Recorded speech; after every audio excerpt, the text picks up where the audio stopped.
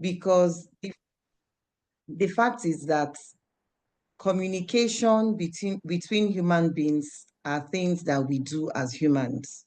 So we are always communicating. We are always talking. That is something that makes us different from other creation that God has made. The human person has emotions, has will, makes decisions, and most of these things come from the communication we do. We have that saying that says, no man is an island. And it means that the first person that the child sees when they are born are the people in the family. So if you have a child, you have that child with the intention to pass down certain values, certain perception about the world, beliefs, religion, whatever it is. But then those things have to happen when communication happens. So we now live in a world where there is a lot of noise. The noise that comes from society, the noise that comes from social media, the noise that comes from school, the noise that comes from all kinds of external influence. So when you have a child, whether your child is toddler, a child, a teenager, an adolescent, or even a young adult, and then your child goes mute on you, it leads us to wonder. So I have still seen parents who are worried about the fact that my child doesn't just talk. It's either my child is on their phone, in a gadget, or my child just goes quiet. So we are going to be looking at today's topic. Now, I want us to look at this picture, this slide I have put up. There is a mom there. In front of her is a laptop. Then she has a phone to her ears.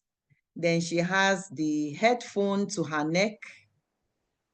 Then we can see her hand. There is a child there who is trying to get her attention. Can we see this picture? Please let me know if we can see the picture and if you can hear me clearly. Can you hear me clearly? Please, I want us to make use of the chat box, use your emojis, let the communication just go back and forth. Enebong is here to help to ensure. So Enebong, at intervals, you help me. I won't be looking at the chats. So you give me feedback on what is going on on the chats, please. So we can see a mom, or maybe this is a picture of a mom. Clearly, she's at home. So it's not like she's not at home. Clearly, she's at home. So you know how we say that I am a stay-at-home mom, or I work from home. So I am constantly with my children. So having that communication with my children is not a problem. So I've had parents say, my children always see me at home. So they cannot say they are not talking to me. But this is not to vilify anybody. But can we go to the chat box? How many of us as parents on a normal day, this is our default mode? This is not to vilify anybody. We're not taking scores. It's not a judgment seat. Is this our default mode where we are constantly saying to the child, hold on, I'm busy. Hold on, I will talk to you later. And even if we're not doing the hold on, is there anything about our body language that gives off that impression to our children? Not now. Whatever it is you want to say is not as important as what I am doing right now. And that right now extends into a very long period. Anybody in the chat room that can go, this was me 10 years ago, but not me, or this was me, or this is me right now, or this is me before, or this is me, So anybody in the chat room, let us make this as interactive as possible. Okay. Anybody? Enebong, do we have any chats? Yes, actually, it says shared by the grace of God, no. So that's amazing. Okay. So then sometimes it is the not even being physical. Okay. Yeah, a few other people are typing actually. Osby said depends a lot on the mood. Lot on the mood. Treasure said Yes. sometimes. Yes, sometimes it depends a lot on the mood, and that's not to say that we are looking for perfect parents. The whole aim of Natural Life is not trying to say we are trying to make parents perfect. There is no such thing as a perfect parent. We are just trying to make parents who have the skills to become better parents in parenting the children so that we can do the right thing. Now, we live in a society, we can't, the fact is that if you live in a city, whether you live in Lagos or you live in London or you live in New York City or you live in Nairobi, anywhere it is you live, as long as it is a city and you are trying to make ends meet and you are trying to hustle, your life will look as though you are pulled in every direction. So the truth is that there are times when it almost feels like everything the child is bringing to you is pressure and it is noise. But then I still want us to look at this picture. Now, this boy, I may put his age to be probably 5 or 6, and there is his sister scribbling away on the paper. The interesting thing about being a parent, the intriguing thing about being a parent, and also I can say the concerning thing about being a parent is that our children do not wait for us to have time as they grow. So no matter what it is you are doing, your child is growing, your child is developing. So your child does not stop growing and say, my mom and dad are busy right now. I'm going to stop at 5 years old. When they are ready, then I can continue to grow. So the child just continues to grow, whether you are available or not. A time would come that this little boy here who needs his mom's attention. If the mom, let's even imagine, now we are painting a picture.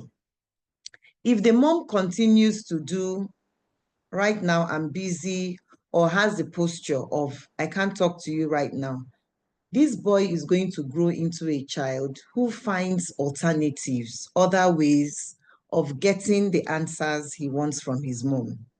And maybe dear mommy may realize when the boy is 10 or an adolescent that my cute little boy who would always run to me no longer comes to me.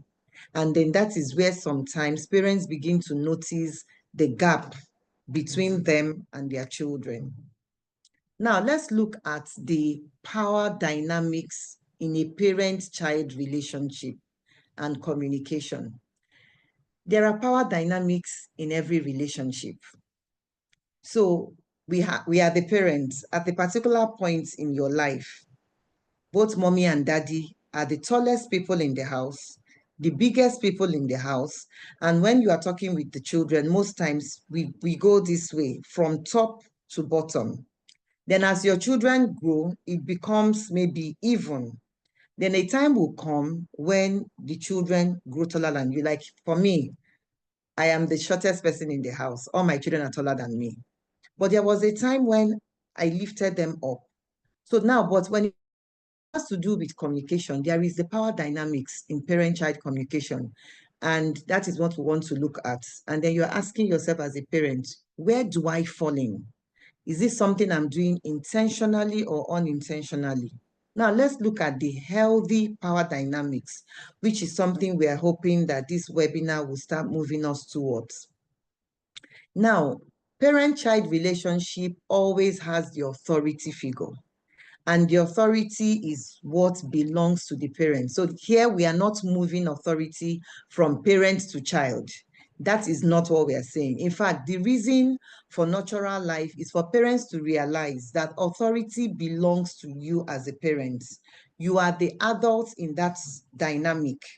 God expects you as the parent to be the parent. The child does not hold authority, and authority does not mean dominance. It does not mean that because you have authority, you now become domineering or the essence of maybe to control or to conquer. Authority just means that, one, God has given it to you as a parent to steer the direction, to be a coach, to be a trainer, to be the one who makes decisions in healthy decisions and in wisdom, to create that balance, to provide value, to provide protection, to provide, to give provision, to give guidance. That is what makes you a parent. Now, when we look at healthy power dynamics, we are looking at authority with emotional safety. What is emotional safety or psychological safety?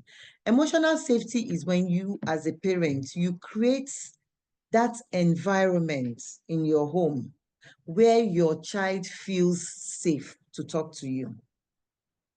Because where there is no emotional safety, where your child comes to you feeling afraid consistently, it affects communication. So fear is what we use when we control children.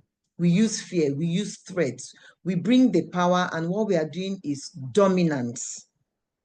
But then influence is that thing we do that breeds respect. And when it happens that way, where the child feels safe, you have influence over your child, and it opens the door for communication, where the child feels safe. If you notice, I'm using the word safe intentionally.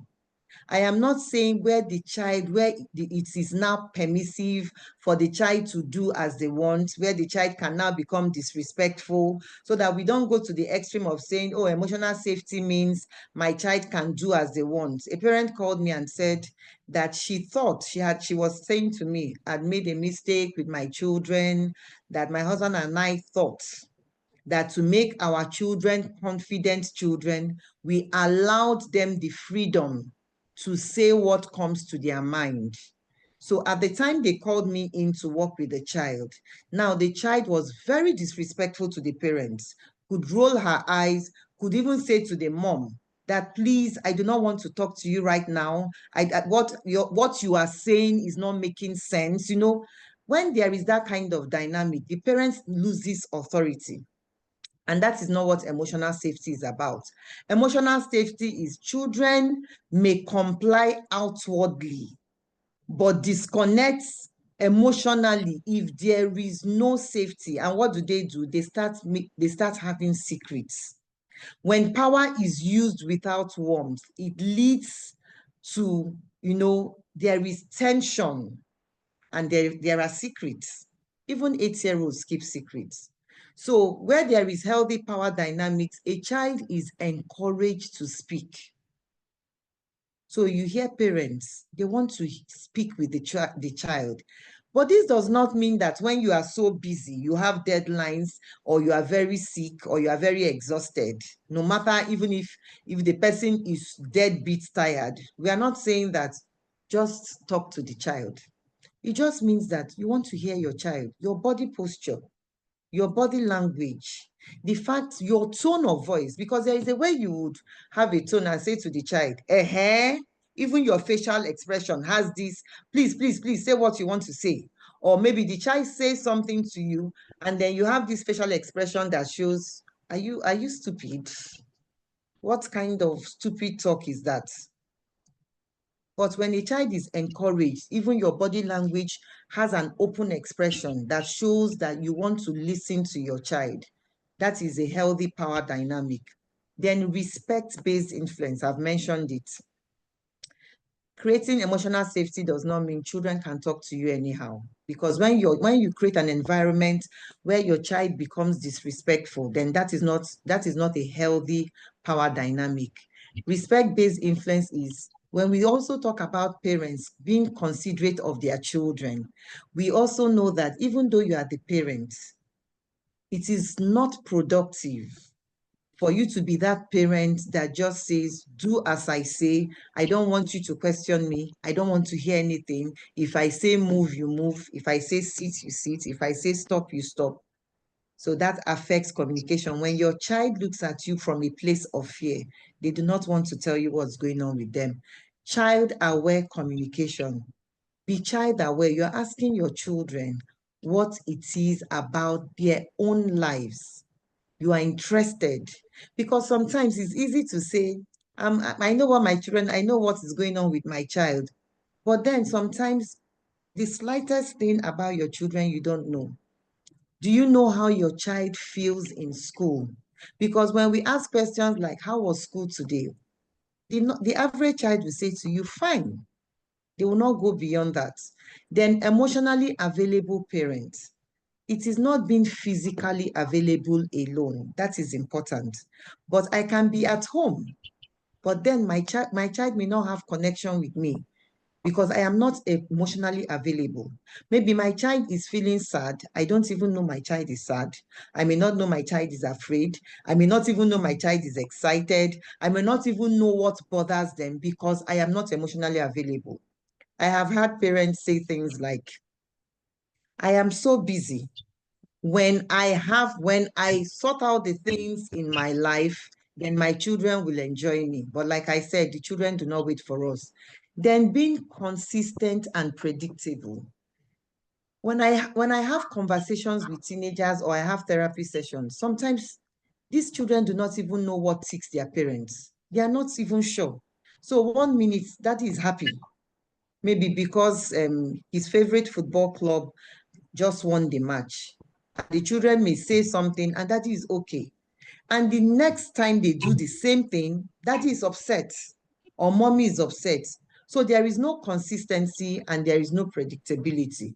Then the opposite of it, the unhealthy power dynamic, authority without emotional safety. I've just mentioned it. Do what I say, do this. Child expected to obey silently. So we still have, some of us come from homes where our parents did not even care what was happening to us. They even said we were told that children are seen, not heard. So some of us have adopted the same parenting style where we just like, see, when I tell you to do something, no questions asked, just do. But if we look at, I always like to use telephones, mobile phones as an example. When mobile phones first came to a place like Nigeria, we started with the phones that like a Nokia 3310 that could not do so much. Then today, I do not know anybody who uses 3310. We have moved to the iPhones, to the Samsungs, to the different brands that can do videos, do some, I'm sure some people are joining this webinar with their phones. In fact, some phones do everything. You don't even need a photographer. So if technology is evolving, I still want us to know that human behavior is evolving so that when we just decide that, okay, even though technology is evolving, we have smart televisions, no longer black and white. But how come that with our children, we want to stay with what worked in the 70s and in the 80s? And this is not to say that core values, our parents taught things like respect, fairness, honesty, hard work. We are not changing those core values, but we can be looking at human dynamics, what has changed in the course of the human evolution, so that even as parents, it is not lost on us to still know that certain things have changed, and in the way we respond and react to our children, that is important. So we've talked about fear-based control. Sometimes the way we communicate with our children is just through two threats. If you don't do this, I spank you. If you don't do this, I take your allowance. If you don't do this, you will not do this. If you don't do this, you will not go out with me. And that is the only way we communicate with our children. But the question I asked, those things with which we threaten our children like spanking, when your son becomes 18 or your daughter becomes 18, how do you spank an 18-year-old? How do you threaten a child who has started making money, for instance, and you have lost connection and communication? Because once upon a time, remember, this child looked up to you. But when there is no communication, they become adults. I've had children who told me over therapy, I can't wait to start earning money. And when I leave home for good. I am not even looking back. It tells you that there is a dynamic in that communication that makes the child feel that I am only here with my parents because they have a certain power over me, maybe financial power to pay my school fees or physical power to flog me. But after that is done, I'm off. And of course, as parents, I do not think that is our aim. Then parent-centered communication, where everything revolves around you, the parents. If you are happy in the house, then everybody is happy. If you are angry, everybody gets tensed and the whole house is tensed. Then emotionally dismissive parents. I have heard children say to me, when I tell my parents my concern, they are like, I better go and sit down. In our own days, it did not happen like this. Or they are laughing at you in school. Do you know how they laughed at me? So they are laughing at you about your hair. If they laugh at you, laugh at them back. So they are emotionally dismissive. So children now learn, what's the point talking to my parents when they would even ridicule me or laugh at me? Or sometimes they are like, I beg, that's not what I'm thinking about. I'm thinking about how to pay school fees. You are telling me something else. Then volatile and confusing, I've mentioned that. So while we may be saying, I think my child talks to me, or my child does not talk to me, or I don't even know if my child is talking to me, these are the signs to know if your child doesn't feel safe. And I want to put this thing in context. See, as long as your child is not mute, the child will talk. But when we use the word talking, the question is, what is your child saying? Any child that is not mute talks. So if you said to your child, have you done your homework? Of course, the child is going to respond. Please, that is not the category of what we are saying here. Have you done your homework? Yes, mommy. Yes, daddy. The child is talking. Have you eaten? Yes, mommy. Yes, daddy. Have you made your bed? Yes, mommy. Yes, daddy. Daddy, my teacher said we should bring this thing in school. Mommy, don't forget that you promised us that we'll go. That is not really what we are talking about here.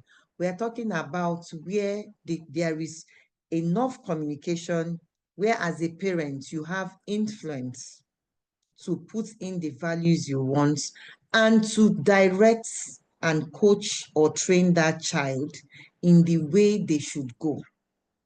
And that cannot happen when you do not know what is going on here or what is going on here with the child. Even though this is your child, that child is a totally different human being. In fact, the composition of that child is 50% your DNA and 50% the DNA of your spouse. So you cannot say that child is 100% you. If you look at your children, you are going to see so many things about them that reminds you of even an extended family member. But that child is an individual and must be treated as one. And as parents, we should know that our child can either bring joy to us or sorrow. There is no middle ground. So we want to do right as parents to ensure. And what we are stressing here is not, oh, be friends with your child, where you people are now doing, oh, how now, how far, what's up, what's this? And you are now trying to do the body things. No. Remember, you are the parents here. So signs your child doesn't feel safe to talk to you. The child begins to withdraw. You notice that your child is now withdrawing. And if your child is withdrawing and you always hear monosyllable answers, so how did this happen? That presentation you did in your class, did it go well? And the child just says, yes, okay, no problem, monosyllables. Then you may be asking yourself, is there anything I'm doing as a parent that is creating that gap? Please, as parents, we should always look inwards first. Before we jump to say, oh, is that neighbor's child? It must be that boy in school that is influencing my child badly. We should always look inwards before we go out. That's why we are the parents.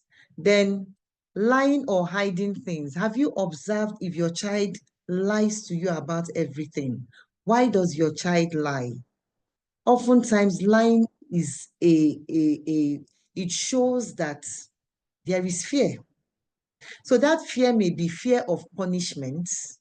That fear may be fear of I'm not going to get approval. Or that fear may be coming from I want approval. So you see sometimes children are lying. Mommy, do you know that in school today I got 10 over 10? And it may not be so. It's possible that as a parent, you may have been communicating to your child that your love is performance based. I love you more when you are good. I love you more when you behave well. I love you more when your grades are high. I love you more when you do this. So you have somehow communicated to your child that when they are perfect, your love is high. So the child starts to lie. The child starts to exaggerate. The child starts to change, add salt and pepper to story and change that story. Or the child starts to hide things. So sometimes parents don't even know anything that is going on in their children's lives because the children do not want their parents to know. Then when your child looks anxious or hesitant around you, Do you know sometimes growing up, there are times when in my generation, a lot of people, sometimes maybe your father is moving towards you, not anything. You see some children, they go this way. Why? That is a reflex response, because oftentimes the parent just hits, the parent shouts, the parent throws. So if you notice that your child is a bit fidgety, when you just call the child, let's imagine your child's name is Janet. Janet, and the child goes, yes, yes, yes, yes, daddy, yes, mommy, something in their body language. You, the parent, you're not the one saying, now, relax now. I'm not going to eat you. I think you should start asking yourself, why is my child afraid?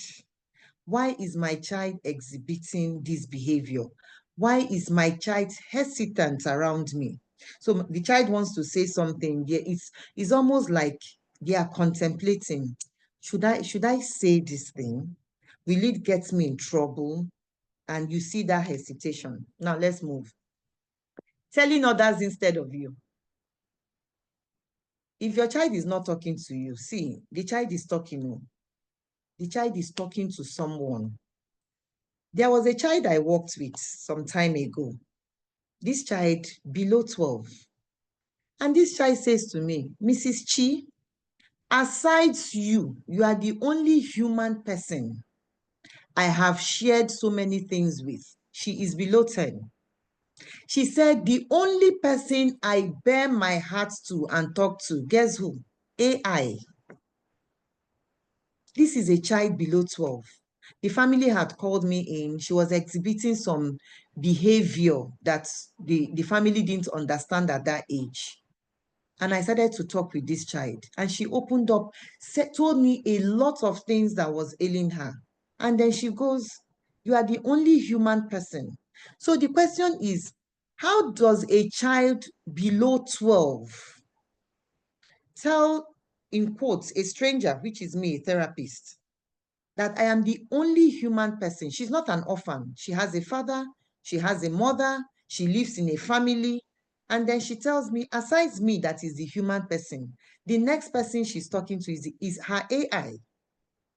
And I have had cases where families have brought me in, their children below 12 are texting with strangers that they met in their games, online games, that they met in an online connection. They are even talking to ChatGPT. A mother told me her teenage daughter says that her friend is ChatGPT. So if she has any stress, she talks to ChatGPT. That child has a parent, that child has a mother, a father, siblings, yet she is talking to ChatGPT. That is the world we live in. So the question is, if your child is not talking to you, the child may be talking to a friend. The child may be talking to someone else, but please, your child is talking. So don't always have that, my child is so introverted, though, my child does not talk to anybody. Oh. Not true. At least I'm talking from a place of experience as one who is a therapist that works with young people. So saying never mind or you won't understand. How many times have you heard your child say, Mommy, don't worry, you won't understand? And what is our response? Do we just roll our eyes and say, these Gen Zs? Because that is now a popular phrase I hear with parents. Once upon a time, the phrase was, these teenagers. And parents almost say, these teenagers, as though is something cool. So I hear parents say to me, oh, my teenage children don't talk to each other. Oh, my teenage children meet their friends and they just walk past. And then everybody is saying, teenagers. So now we have moved from, teenagers to, Gen Zs. And the question is, who are the Gen Zs? Who are Gen Zs? Or who are the Gen Alphas? In fact, I watched a video where somebody was making a speech and they said the guest speaker was talking in the language of Gen Zs and Gen Alphas.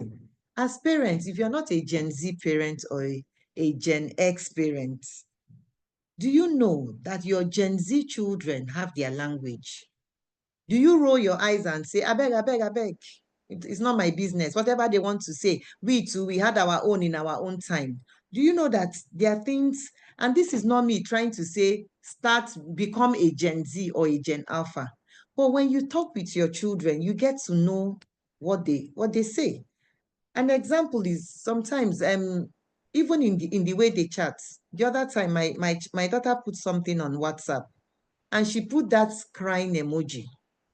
And I was alarmed, and I said to her, "Why are you crying?" And my children started laughing. "Oh, mama, now this emoji does not mean crying. It means something." And I'm like, I'm not a Gen Z. So sometimes I hear words like face card.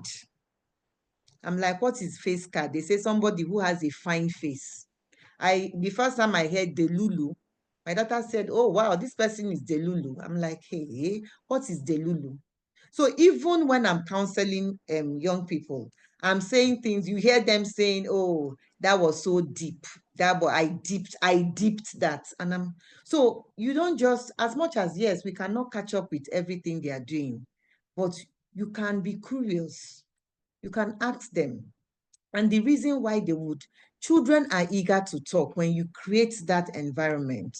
So when your child continues to say to you, "Never mind, you won't understand," don't shrug and say, "No problem. The important thing is I'm here for you." No, be curious. Ask your child, "Why do you think I won't understand?" Okay, help me to understand. Make me understand. I'm listening. But it has to start first with the emotional space you have created before just what you say. Then another way you know that your child does not feel safe to talk to you, excessive people pleasing. If you notice your child always just wants to, in fact, with their friends, they are always just the yes member, yes person. They want everybody to like them. All the aunties must like them. All the uncles, it's like almost everything they do is performative. And then to you as a parent, are just like, my child is so good. My child is so wonderful. My child is the best child in the whole universe. Please be checking. Why is your child, why does that child feel that need to constantly act like they are perfect? It's possible you are communicating, my love is performance-based love with them. Then anger. If you look at this picture, some children, this is how they are constantly. So every time they want to express, there is either anger or there are tears or there is just something that keeps them like a wall, because that anger may be a sign of resentment that has been bottled up. I see a lot of it in therapy. You see grown boys, 20-year-olds, 23-year-olds, 18-year-olds, 16-year-olds, break down, crying, angry, expressing things that they've not been able to tell their parents. And these children can tell you years upon years of piling where I don't even feel safe. I want to say something, I'm ridiculed. They remember how they were ridiculed over and over, the dismissive behavior, the comparisons, the things, the words we say to them. So that thing stays. The comparisons, look at you. You are not like your brother. Look at your brother. Look at your sister. Look at your cousin. The people in your class that came first, do they have to? So all those anger and resentment, it shows up. Then lack of eye contact. You know, so many years ago in the African culture, especially in a place like Nigeria, it was a normal thing that when you are looking at an adult or your parent, you were scolded. If you are looking at your father when he's talking to you, you were seen as a disrespectful child. So you were scolded to, "Come on, remove your eyes from me." And then the child goes like this. So the child wears a timid posture. And then when the child wears that timid posture, and then the parent goes, good child, properly raised child. So we now have children who are growing bent over. They can't make eye contact. And let me mention this to parents. When your child does not know how to make eye contact or has a closed body posture. Closed body posture is if your child is always hunched over, looks down, has that timid posture. They become a target for bullies. bullies can pick the people to target. So when you have raised your child not to make eye contact, and maybe you've taken that posture to mean my child is good, my child is a child of God, gentle child, does not hurt a fly, your child becomes a target for bullying. Your child becomes a target for pedophiles. Statistics shows that most pedophiles themselves says that children who do not make eye contact are their easy prey, in the sense that those ones that make eye contact, it unsettles them that this child that can look at me like this boldly may tell an adult what I'm about to do. But you see those ones that look down, fiddle with their fingers and shuffle their feet, and parents do not even notice. So please start to observe when your child is talking to you. Are they looking down? A confident child will not look down. If a child that is timid will look down, a child that is afraid will look down, a child that is lying will look down, a child that is hiding something will look down. Then even you as a parent, ask yourself, what were you like with your own parents? Were you the child that could not look up? And now you may have transferred that with your children. Then over-reliance on devices. If your child is constantly on a gadget, they will rather be with their phone than talking with you. Because you know the truth, where there is a healthy power dynamic, children talk to their parents. In fact, it's the parent that is almost like, man, I need to rest. Children, even teenagers, let's leave all these teenagers as somehow. No, teenagers are not anyhow. No doubt, in child development, we have different planes of development where at a particular plane of development, especially the third plane, which we see between the ages of 12 to 18, we notice some kind of introspection. That is when you notice that your child are questioning certain values. But a child that has been raised in an environment where they feel emotionally safe does not just move from a confident child to a timid child. If you see that happen, then something has happened in between. Something has gone down in between that time. The only thing you observe is that your child is more mature emotionally. But ordinarily, they want to gist with you if you have created that environment. But when you see a child that would rather be on their phone, would rather be chatting, playing games instead of talking to you, and when you say to the child, let's talk, the child is like, what are we talking about? Then you start asking, something has gone wrong that may have created this. Then no emotional vocabulary. How many times do your children feel safe to say to you, Mom, Dad, I'm afraid. Mom, Dad, I'm worried about this thing. Mom, Dad, I'm sad. Mom, Dad, you know I'm so happy this happened. Mom, Dad, I'm confused. Mom, Dad, I'm angry. How many times do you pick an emotional vocabulary from your child? If there is no emotional vocabulary from your child, then you should pause. Ask yourself, what's going on?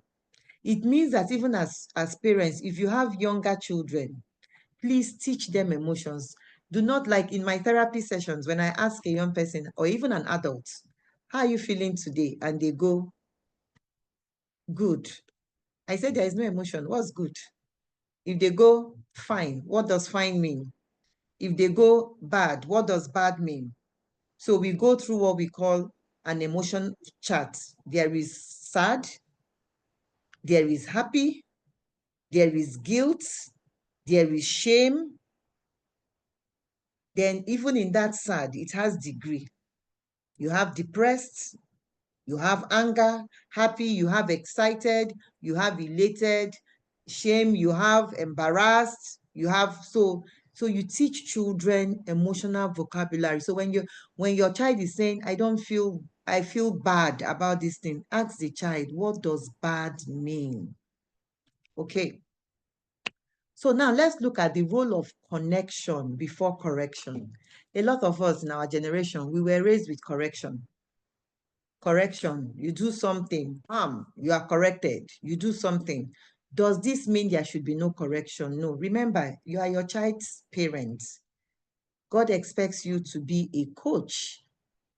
I want you to imagine Olympics. Anybody coaching, being coached now for the next Olympics will be corrected. If you are a how do they call them? Gymnast or whatever. If you have a coach, or if you are a swimmer, the coach is going to say to you, no, the way you took that stroke is not okay. The way you made that dive is not okay. You shouldn't eat by so and so time, and what you should eat, when you should train. So as a parent, imagine you are that.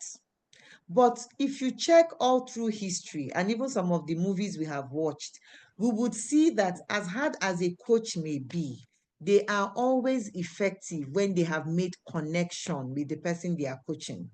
When they have that influence, when they have shown that person they are coaching, see, your success is my success. I care about you beyond you winning a medal. Once that person, the coachee, understands that, man, my coach cares about me beyond winning a medal, it is oftentimes easier for that coach to make an impact. So as parents, let us be thinking, how do we make connection? If your child even does something, you should be asking yourself, what can I do to make that connection? Then I make that correction. So that is even what helps, so that when you want to create that environment for your children to talk to you, don't project yourself as a parent. If your child does something that, for instance, that is not okay, and you go, what will people think? They will say, I'm a pastor's wife and my child is doing this thing. What the child is hearing, okay, this is about you. And that does not mean there is no role. Remember, when our children feel connected, you bring them to that place where you are speaking to their hearts instead of their mind. You are bringing them to that place where a child begins to make a decision and say, I don't want my dad to be sad. I don't want my mom to be sad. I want us to look at the emotion. There is the place of, I don't want my dad to be angry, or my mom to be angry. But as children grow older, the anger moves to, I don't want my dad to be sad or displeased or disappointed. Because if they just say, I don't want my mommy to spank me, correction before connection.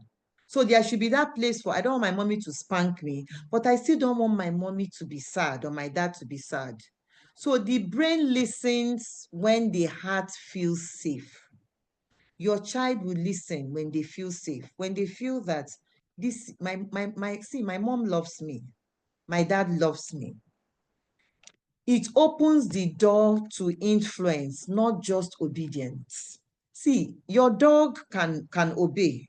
We once had a dog that saw my husband as the alpha male. If my husband said, Cleo, sit, the dog sits. Cleo, stand, the dog stand. Cleo, move, the dog moves. That's obedience. There is no influence. If we want to do that with our children, we can only go to a certain extent with them, and there will be no connection. So after you have done like a dog with your child, sit, stand, move, shut up, don't talk. When the child leaves your house, what happens? It models emotional intelligence. So you are teaching your child self-awareness, social awareness, emotional regulation. You are teaching your child those things when there is connection. Connection does not mean you just open your hands and say, don't worry, what you have done does not matter. Mommy loves you, daddy loves you. No. Connection just means that beyond the correction, there is a goal. The goal is, I want to raise a child who can cope with life and live well on this earth. Not just a child who will obey me, not just a child who will make me shine in church and then I will get award as the best parent.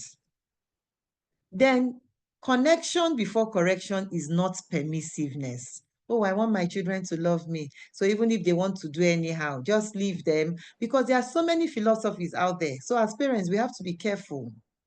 So if you have core values that are derived from the Bible, as maybe as Christian parents, you have to be asking yourself, some of those philosophies out there on parenting that says to you, allow the child to do whatever they want. As they grow, they will have sense. Is that what the principles you are drawing from, is that what it teaches? And children don't do that. Children need to be guided. It is called freedom within limits. So as much as a child has freedom, you still create those limits. Those barricades, they give the child a sense of security. Then it is not giving up authority. Connection before correction is not like every time. See, your home is not a democratic government. You are the parents. It is not an autocratic government. It is not dictatorship. But the opposite of dictatorship is not necessarily democracy. There is no what's an opposite. Your home is not democracy. Because if it is democratic and you have 3 children, that means majority carries the vote. Your children would always upturn the decision of you and your spouse. Because the spouse, you're only 2.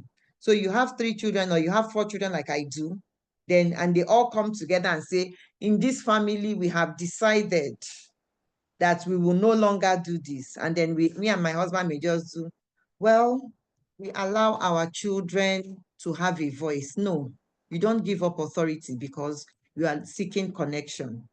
Then it is not delaying discipline forever. So when there is going to be correction, and we're talking about connection, it's not saying, okay, I don't want to discipline this child because I want to connect with this child. There is disciplining in love. Children need discipline. Maybe that will be a topic we will handle another time. So connection before correction does not mean something that requires discipline. Maybe you have told the child consequences for something and they willfully disobey that thing. You now say, I don't want my child to feel I'm not connected. Let me leave it. No, that's not what this means. So how do we build trust and invite conversation? And I have just highlighted here, because openness isn't demanded, it is earned, even with our children. If you have children, which most of us here do, you will notice whether it is your niece or your nephew or your cousin or anybody, that you cannot command the child. You must tell me. You can't, even with a 5-year-old. They may be afraid and say the one they feel safe to do. But then if you want a child to be open, you earn it. And how do you earn it? By creating that environment. Because once upon a time, this child will move from toddler. The child will move to a child that is 10, an adolescent, a teenager, a young adult, a full-blown adult. Off. My mom is still alive. To her, I'm still her child. But I'm a grown woman. So my mom cannot say, because I'm your mother, I command you, you must be open to me. She couldn't have even achieved that when I was 17. So how do we build that trust and invite conversation? Respond calmly, even to difficult topics. Is this easy? The answer is no. And I'm trying to be as vulnerable as possible. It's not easy. If your child says to you, Mom, do you know somebody wore red shoes to this thing? That's not what I'm talking about. There are difficult topics. So there are difficult topics. There are some people that the children bring up sexual topic, sex topics, some gender identity topics, some topics around the most difficult things. Respond calmly. If your response is, Jesus, who taught you that? The child now knows, oh, wow. If your response is, will you shut up? If your response is even like, oh my God, hey God, oh God, my child is doing this. So it affects. So keep your promises big or small. Don't see, even for that your 3-year-old, don't be quick to say, on Saturday, we are going to eat ice cream. Children don't forget to. Children do not forget. I remember when my Ds were much, much younger, maybe our first and second were like 5 and 4. And their dad would always say to them, oh, on Saturday, when I'm not going to the office, we are going to fun place, we are going to this place. And they would jump excitedly. Then maybe on Saturday, he would have forgotten that he made that promise. And then the children will come, Papa, you said we are going to this place. And then he will now remember that he made that promise, and now he has to get to the office, and he goes with and say, don't worry, we'll do it tomorrow. And this kept happening. And then one day, when my daughter was like 8, my husband said something and she just goes, Papa never keeps his promise. I think that was an eye-opener for my husband. He made a turn. He even asked me, have they told me this? I said to him, no, because I'm not quick to make promises. I learned with children that they never forget. If you tell a 5-year-old, we are going somewhere tomorrow, trust me, that same child that you have to rouse and say, wake up for school, and the child is doing like this. When you tell a child we are visiting somewhere the next day, they wake up themselves. They come to your room. They remind you that you are going somewhere. And you're like, how come? So I always add that thing and say, well, we may go, we may, I'm not promising. So my children got used to that window.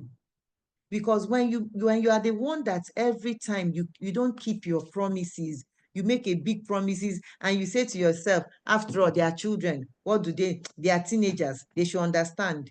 The children now look at you like someone they cannot trust. Then if they cannot trust you, what's the point talking to you?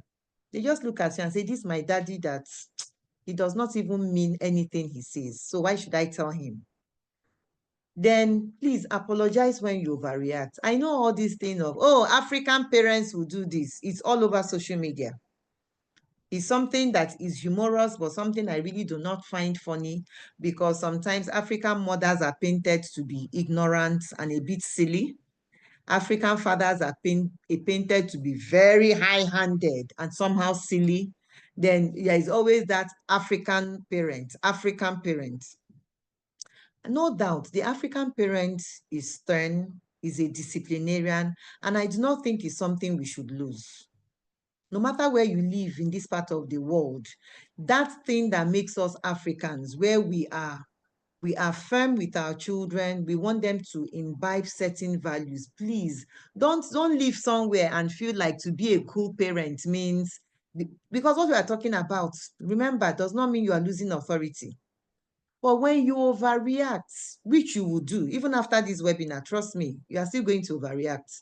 But what we are saying is, if you overreact 8 out of 10 times, start reducing it to 5, then we cut it down to 3, and maybe we cut it to 2. But whenever it happens, just know that there is nothing wrong in saying to your child, I shouldn't have shouted that way. I am sorry. I shouldn't have said that thing to you. I am sorry.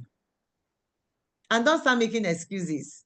The reason why I shouted is, if you had seen that I'm tired, why did you tell me that thing when I'm tired? No. If you think you are wrong, just apologize.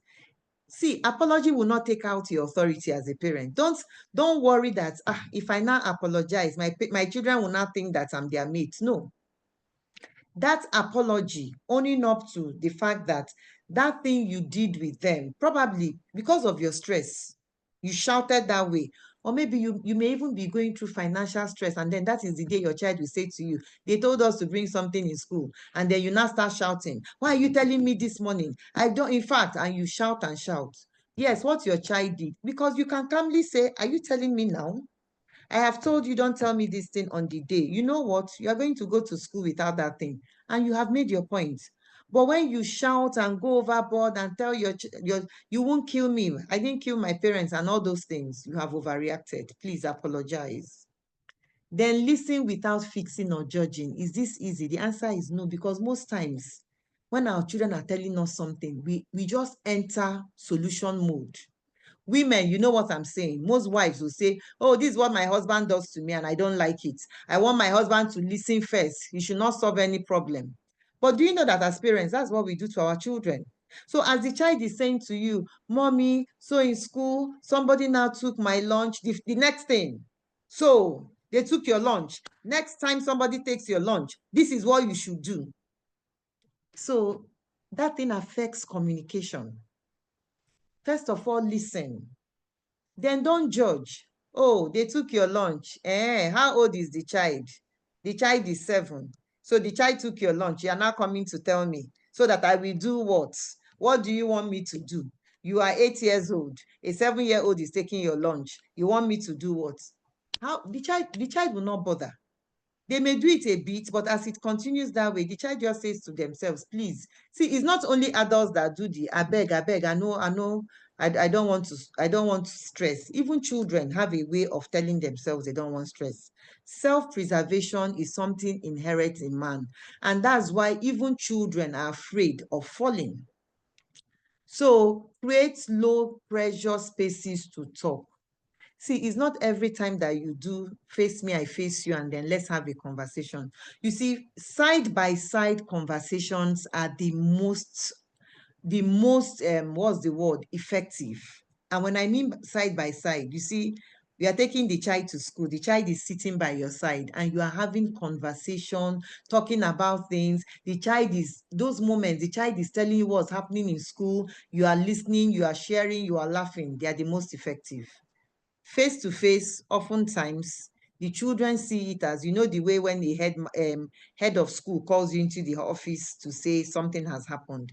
That face to face, sometimes it shows this thing is too serious and it can create tension. But just create low pressure spaces. When you are doing laundry, when you are putting clothes in the washing machine, you can tell your child, come and help me, let's sort out this thing. You are teaching the child, do you know why this color will be here? Do you know why this? And the child is having small conversation. You go for a walk, go with the child. Let them talk. Let them tell you about the trees or something that interests them. Ask them about school. Don't look at the things they say as not making sense. Ask open-ended, emotionally curious questions. Don't ask close-ended questions like, how is school? Fine. How was school today? Fine. Do you like your food? Yes. Do you like your teacher? Yes. Are you happy in school? Yes. Those are close-ended questions. Ask questions like, what was the best thing that happened in school today? So when you ask questions like, what was the best thing that happened in school today? The child will talk. So they may ask you, mommy, what do you mean like best thing? Best thing, something that made you happy, something that made you proud. The child will start giving you story. What was the thing that you did in school today that you are most proud of? The child starts to talk. From there, you're asking questions. Then you want to know, ask children things like, how did it make you feel? Always add that question. How are you feeling now? Now that you are telling me this thing, how are you feeling? How did this make you feel? This thing you are telling me, when it happened, how did it make you feel? Even 6-year-olds can communicate, 5-year-olds. Then let them see your humanity, age appropriately. Share your stories. Tell your child, see, when I was in secondary school, I was so afraid to be in the debates because I felt like I did not know how to make my points. But as I grew older, I did not. So share those things, but age appropriately. There are things you should not tell a 5-year-old. There are things you should not tell a 10-year-old. There are things you should not even say, so that your children do not carry the pressure of life and say, oh God, my mom is so sad or my dad is so sad. Age appropriately. So this slide, I'm going to move fast now. Listening to understand, not just to respond. I have mentioned some of these things. Use reflective statements. How did it make you feel? Ask clarifying questions. If you don't understand, ask the child, please make me understand. You just mentioned this thing. You say, I won't understand. Help me understand. Give verbal and non-verbal cues. When your child is talking to you, don't just be staring like this. And the child is now wondering show the child that you are listening. Look at them and be nodding and do things like, okay, wow, that must have been very painful. That must have been very depressing. That must have been, wow, really? Let your facial expression show that you are. But if you just have a blank expression, because you as an adult, you as a parent, tell me, if you are talking to somebody and the person is just like this, how would that make you feel? So even with our children, even if they are 4, let your face communicate. Use calm tones. Please, let's see. I know that the world is hard, whether you are in London or you are in Nigeria or you are in Kenya or you are in wherever it is you are in America, life is hard for everybody. So sometimes you are not careful. You carry over that pressure in the way you talk with your children. So there are people you see, when they are talking with their friends, they go, wow, Pressure, now, it's been so good. It's so good seeing you, and they're laughing. But once they switch to their children, hey, come here, where are you going there? So the question is, why do we do that with our children? Just a few seconds ago, you were laughing with your friend. Then you now turn to your child. You now have a military voice. Go over, put on. So I do not think it's something. Then invite, don't interrogate. There is a way you will see. Nobody likes to be interrogated. So as I was going to the market, so you were going to the market at what time? So what now happened? What did you say? You now said what? Nobody likes that. Because interrogation, if you watch detective movies, you know that thing they do after they've arrested somebody and they start to interrogate. Some people, that's how they communicate. And the other person becomes defensive. But with your children, if you do the same thing, you find that they are like, man, I don't want to talk to my parents. So invite, let them, ask them questions, talk to me. How do we break generational patterns? Please, I'm not talking about church program here. You know the way they say breaking generational curses? No, I'm talking about how do we break patterns that we have learned from our parents, from our culture, from society, our environment. Because love isn't enough if the tools are broken. If you say, I love my child, but then you are using tools that would, just keep your child in that bondage where they cannot talk to you. You now raise a child that cannot talk to you. When children do not have role models they can talk to, especially their parents or in the family, your child will go through life a harder way. They will make mistakes they should not have made. They will reinvent wheels they should not have reinvented. They will go around a journey like the children of Israel for 40 years when it should have been 40 days. So how do we break generational patterns? Start by reflecting on your childhood. What was it like for you? How was your communication with your parents? Did you feel safe talking to your parents? If the answer is no, ask yourself, am I doing the same thing? There is something called tyranny of the familiar. Something we repeat. We may not have liked it that our parents did it, but if you are not intentional, you will repeat the same thing. So let me move faster. Name what is not working. Always ask yourself, this thing I always do, is it creating distance or is it creating connection? Choose intention over instinct. Be intentional. Don't just act and say, I felt something. Be intentional. We are not animals, we are humans. Learn new tools. That's why we're doing this webinar. The reason why we're doing this webinar is you may have been doing something the wrong way. Learn new tools about how to go. Then allow yourself grace. You are not perfect.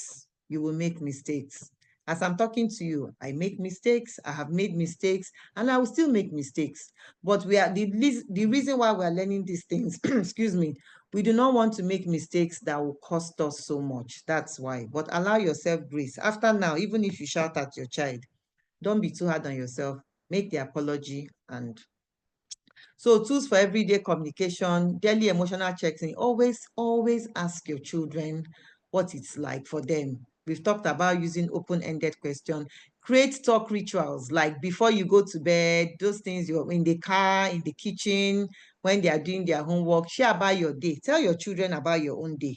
Let it not just be. Use play and activities to talk, like this picture. Simple things. Children don't need so much. Then validate first, then teach later. A child should not do something and the first thing you see, why is this plate oily? First of all, say, well done for washing the plates. Then you can now teach later. Celebrate small openings. Your child says something to you. Just say to the child, I'm happy you told me this thing. That's great. So it's time for questions. Thank you very much. I hope I had to rush. I was looking like, oh, wow, we've taken so much time. Thank you. So let's ask our question. And please follow us on social media, nurtural.life on social media, nurtural.life, because there we continue to share tips on how we can just be better parents and raise wholesome children who will become wholesome adults, and who will get into the society and make it a better place. Thank you so much. And now we'll entertain your question. Enabong, I'll hand over to you to handle this part. Oh, wow. Hmm. I'm not a parent, but I was taking down notes. I was taking down notes very seriously. Thank you so much, Ma. We really, really appreciate you. Really, really appreciate everything that you've shared with us today. We don't take it for granted at all, at all. Okay, so there have been some questions in the chat. I'll just quickly go through that now. Just quickly go through that now. Um, but before we even go into the questions, please share what you have learned as well, what you've learned from this session. Please share it on social media. You can quote, the webinar, maybe quote something she said and say, Chidima Abiakalam said, and then tag us at Nurtural Life. Tag Mrs. Chidima as well. You can see her handle is currently on the screen. I'm sure she would appreciate that, right, man? Okay. Okay. Is it So my network? Okay. Enabong, I think you went off a bit. oh, oh wow. Can you Okay. hear me now? Yes, yes, yes. Okay, so I just said that please feel free to share excerpts from this webinar on social media, whether on Twitter, on WhatsApp, on Instagram.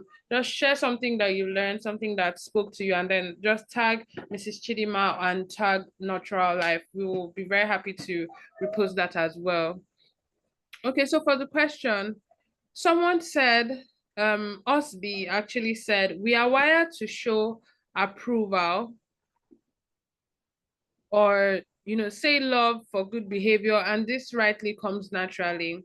How do we balance this natural inclination and prevent situations where the child now starts misinterpreting scenarios to keep us happy? Okay, so the person is asking, how do we balance like praising the child, showing approval, Yes, and then the child going to the other extreme? So yes. the balance, thanks for that question. It's a very good one.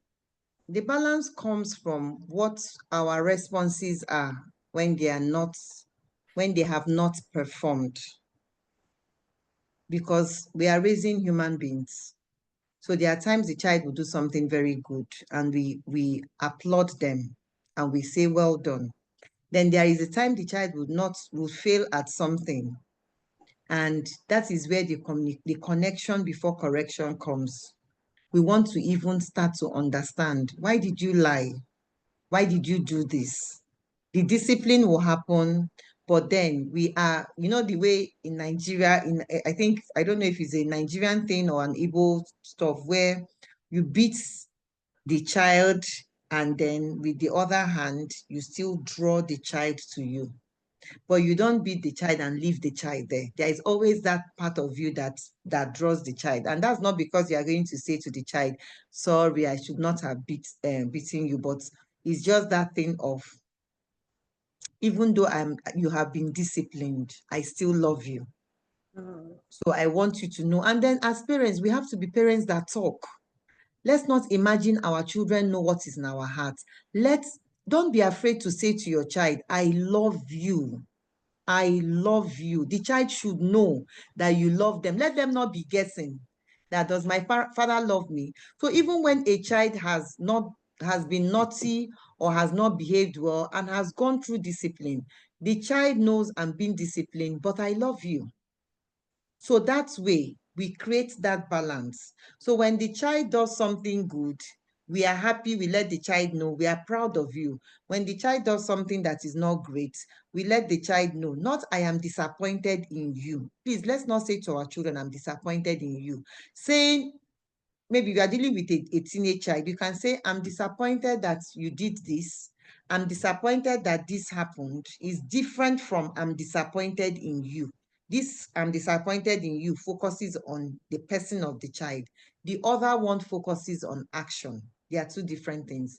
So in dealing with that, we communicate love, we still discipline, but the child knows that even though I have done something that is not okay, my parents' love for me is not in question. I don't know if if I've answered that.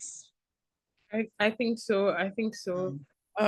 So that's the only question I see now. But someone also asked if the recorded session will be dropped in their emails. I think I can go ahead to answer that. So we may not share the Okay. recorded sessions via mail, but we will definitely share excerpts on our Instagram and even on YouTube as well. The full session may be shared on YouTube. So just follow us on our different social media pages so you'll be updated whenever we share the excerpts and even when we share other tips just like this. I'm sure you can attest to the fact that Mrs. Chidima is a wealth of wisdom when it comes to her field.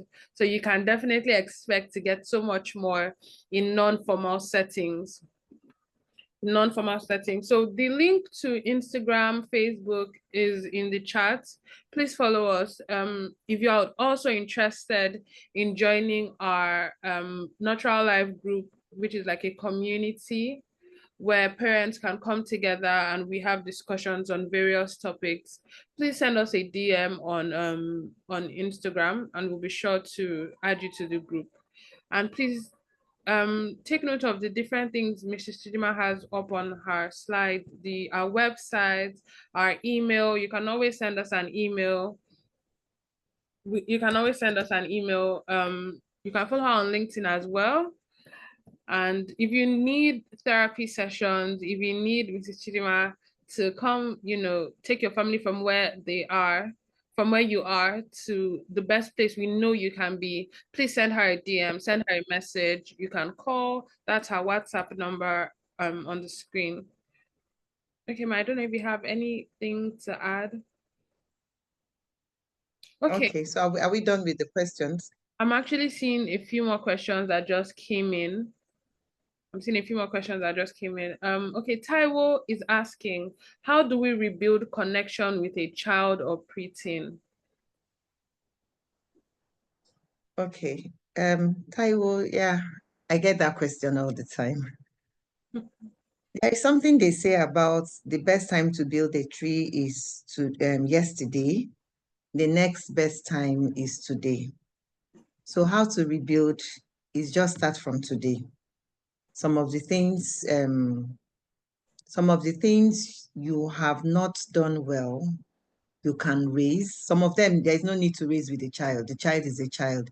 When you start to make those changes, the child will see that you are moving them from a place of fear to safety. So let's not just throw our hands and say, oh, it's too late. Just the way somebody adds weight and says, I've added weight, I need to start losing weight. But now we're talking about human beings here. And if your children are still children or preteens, just start making that U-turn. That's the best way.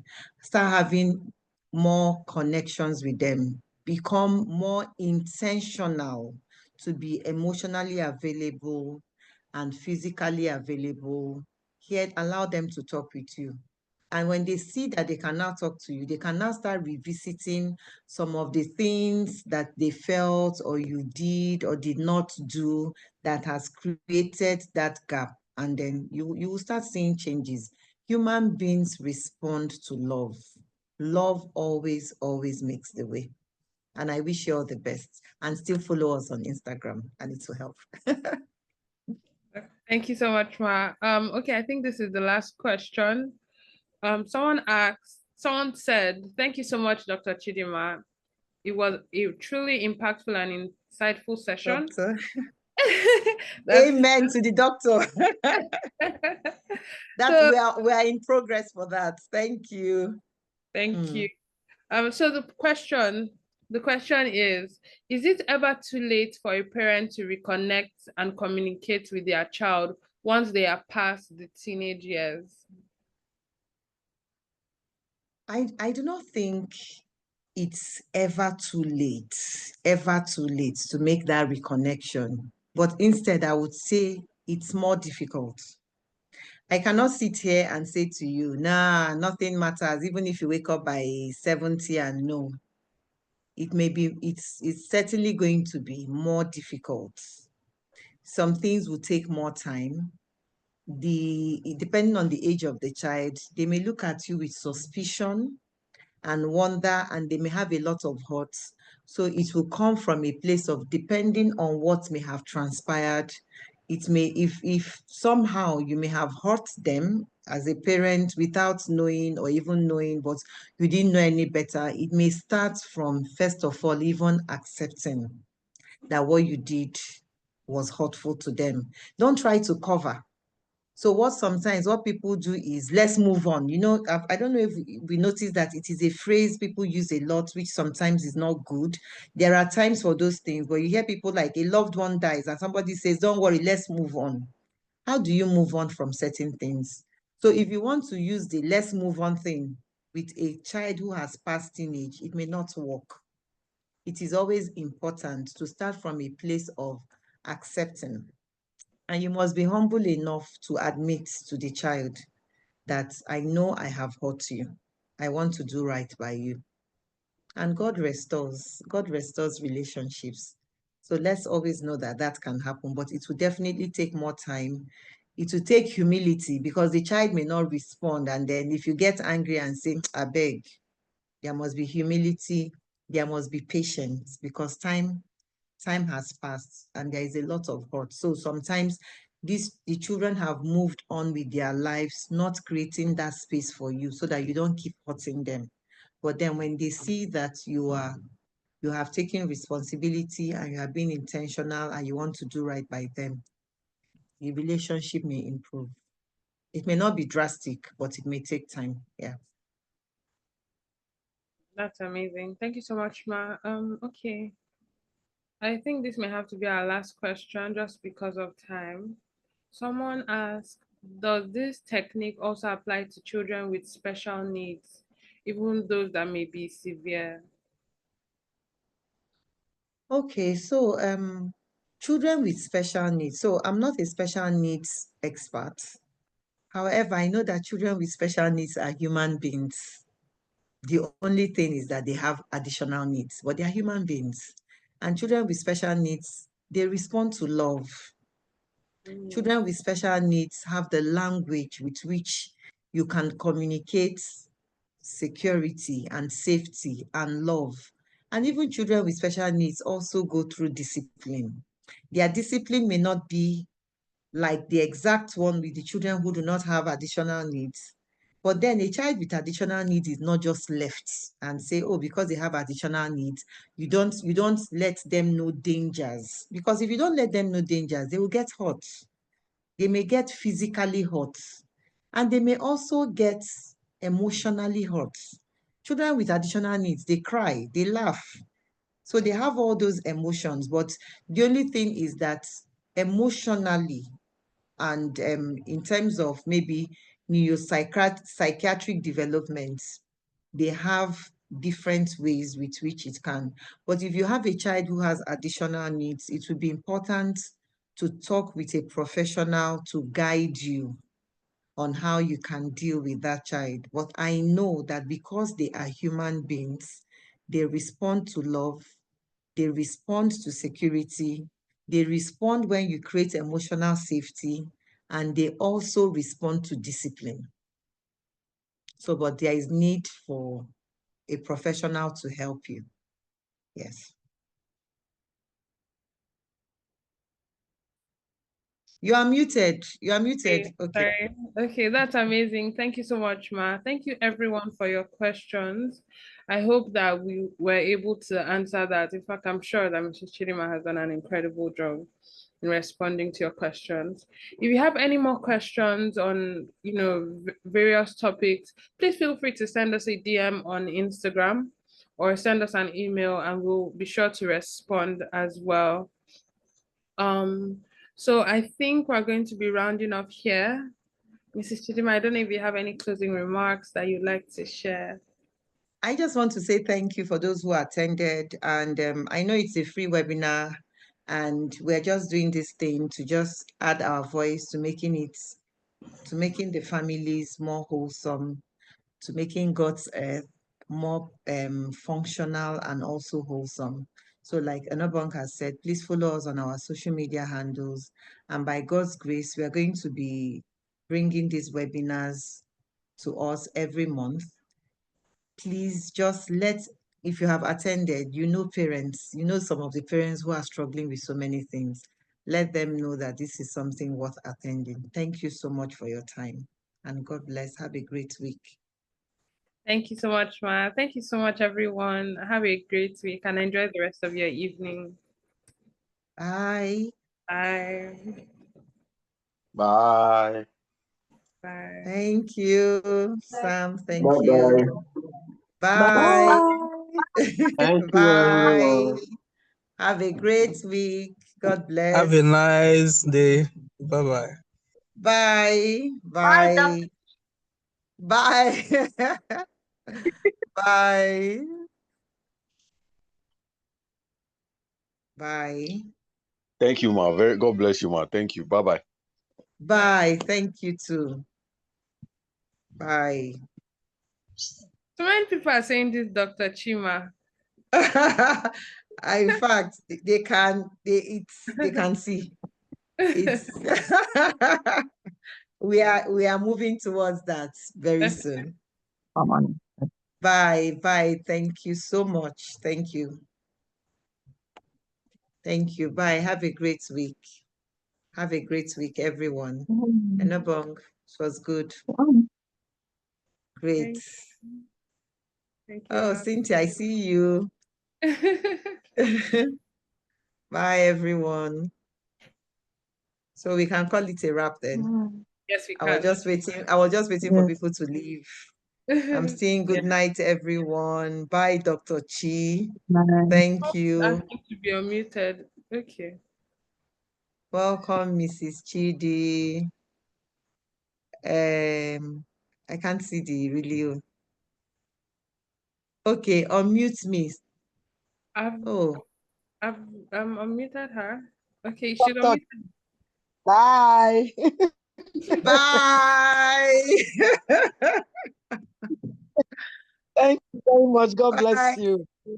Her. God bless you too, sis. Blowing kisses.